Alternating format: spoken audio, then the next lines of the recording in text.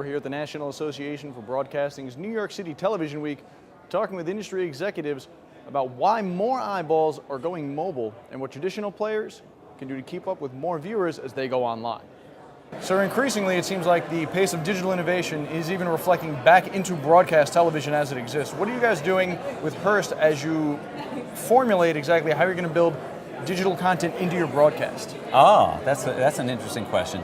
Well, for a starting point, the people that are producing the news, they're young professionals that grew up with this stuff. So it would be very normal for them to wake up in the morning, check their social expressions, find out what's trending, and so they consume information like the current Generation Y, Generation X. So there's no doubt that what's trending and what's active in social media finds its way into the construction of the newscast. But then from a very deliberate standpoint, our digital team, as they wake up, they're seeding questions on our Facebook pages, our talent are tweeting things out, and based on what's getting heat, that also helps inform what stories we end up covering in the news. So there is no doubt that social media and digital media feed TV, and TV feeds social media. Right, and it sounds like this kind of phenomenon probably didn't even exist maybe like a couple of years ago. What kind of pace of innovation have you seen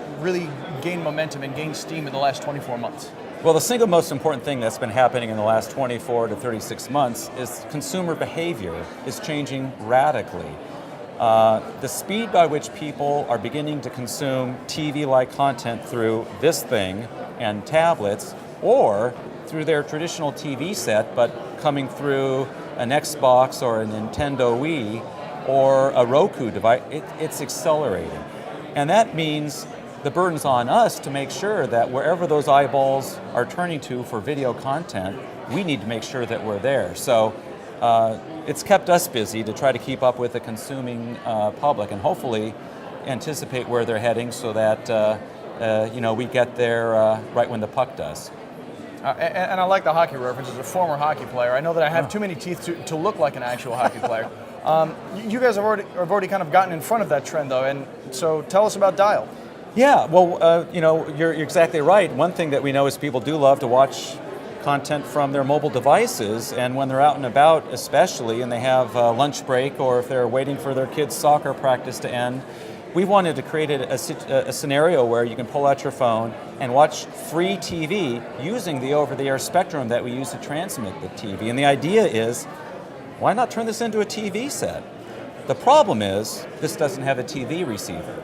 So we've worked with chip makers and device makers to come up with some devices like this one that picks up the TV signal and then transmits it using Wi-Fi to the mobile device. Whether you're on a bus or jiggling walking down the street, this is just yet another way to let people watch TV on their terms.